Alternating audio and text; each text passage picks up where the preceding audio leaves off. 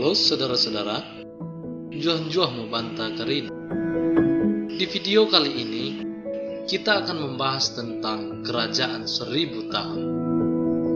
Untuk itu, marilah mengikuti video ini sampai dengan selesai, agar pemahaman kita semakin kuat.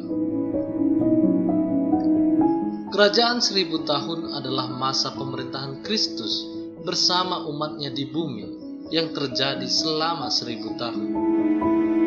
Kerajaan 1000 tahun ini terjadi, yaitu sebelum masa kehidupan kekal atau penghukuman kekal. Kerajaan 1000 tahun atau kerajaan milenium, dalam bahasa Inggris disebutkan Millennial Kingdom, adalah sebuah istilah yang berkaitan erat dengan akhir zaman atau eskatologi.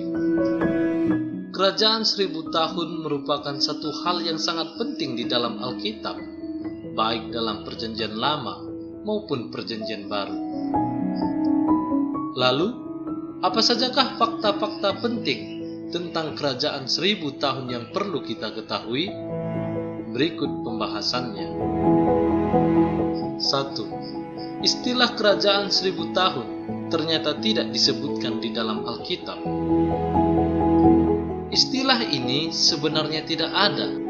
Yang ada hanyalah ide tentang pemerintahan Kristus selama 1000 tahun di bumi, seperti yang tertulis dalam kitab Wahyu pasal 20. Dari sinilah muncul istilah kerajaan 1000 tahun atau kerajaan milenium.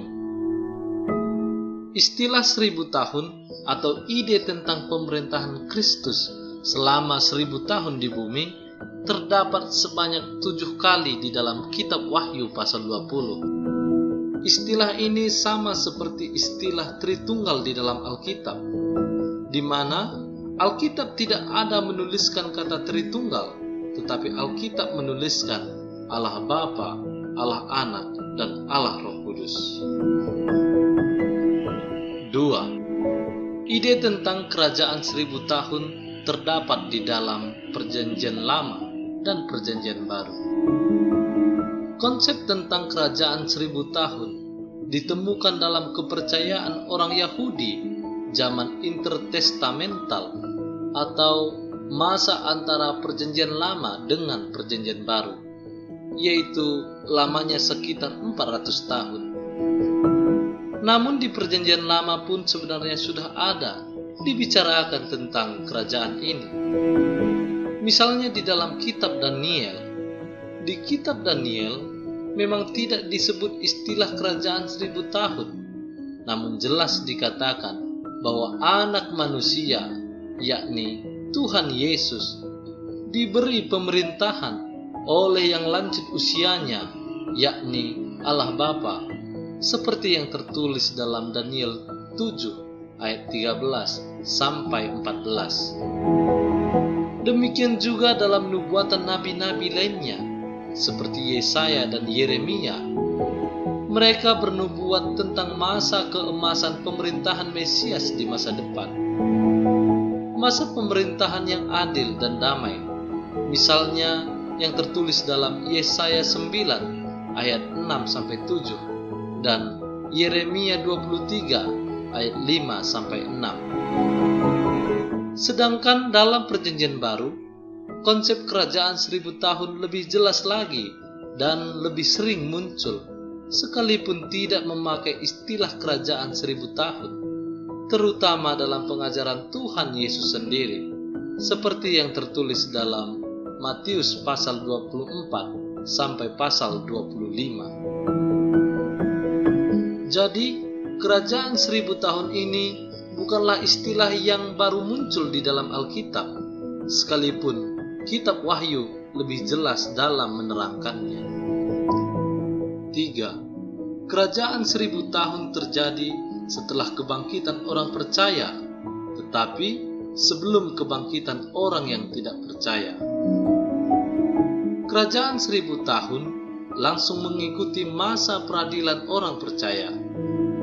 Setelah orang percaya diadili dengan mendapat mahkotanya masing-masing, maka mereka akan memerintah bersama Kristus di bumi selama 1000 tahun.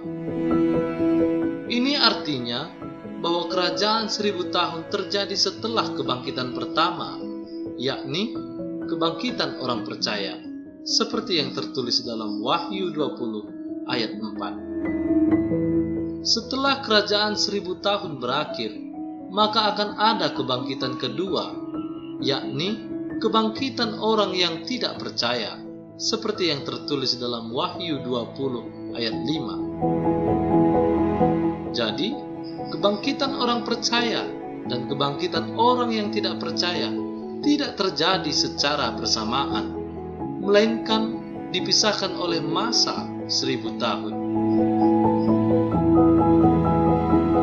4. Yang memerintah dalam kerajaan 1000 tahun adalah Kristus dan orang-orang percaya yang setia kepadanya. Siapakah yang menjadi raja dalam pemerintahan kerajaan 1000 tahun? Jawabannya ialah Tuhan Yesus. Dalam memerintah, Tuhan Yesus akan disertai oleh orang-orang yang percaya kepadanya, yang telah dibangkitkan dari kematian. Bahkan orang-orang tersebut ada juga orang-orang kudus yang hidup dalam perjanjian lama. 5. Pada masa kerajaan 1000 tahun, iblis akan diikat. Pada kerajaan 1000 tahun, seorang malaikat akan turun dari sorga, lalu mengikat iblis dengan rantai dan melemparkannya ke dalam jurang maut, menutup jurang maut itu dan memateraikannya di atasnya, seperti yang tertulis dalam Wahyu 20 ayat 2-3. Iblis akan diikat selama 1000 tahun agar ia tidak bisa menyesatkan manusia lagi, atau dengan kata lain, iblis tidak akan bisa menggoda manusia untuk berbuat dosa. Karena itulah masa kerajaan 1000 tahun adalah masa kedamaian, tanpa kejahatan, tanpa perang, dan tanpa penyesatan.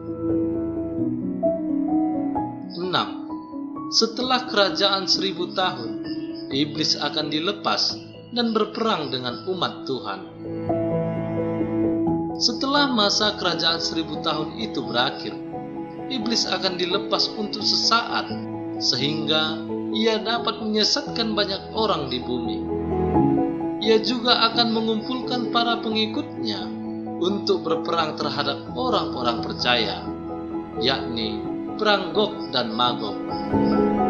Tetapi api dari surga akan menghanguskan mereka, sehingga iblis akan dilemparkan ke dalam neraka, seperti yang tertulis dalam Wahyu 20 ayat 7-8. Demikianlah 6 penjelasan tentang kerajaan 1000 tahun. Kami berharap melalui video ini agar dapat menambah wawasan saudara. Jika saudara merasa terberkati melalui video ini, maka saudara dapat dukung channel ini agar semakin berkembang dengan cara klik subscribe, komen, like, dan share video ini. Terima kasih. Akhir kata kami ucapkan, salam juah-juah mo banta Karina.